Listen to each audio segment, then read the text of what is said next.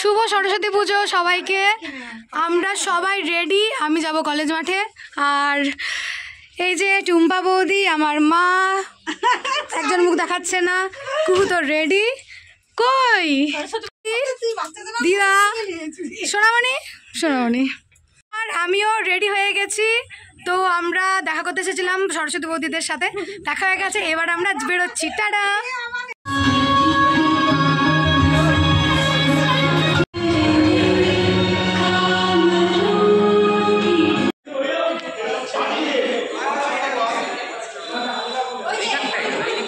Finally আমরা college মাঠে এসে গেছি।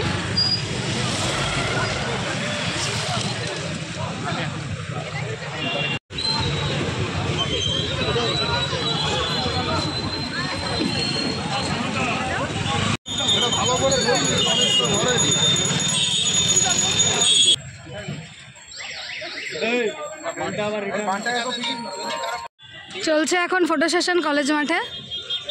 হেই ডার্লিং,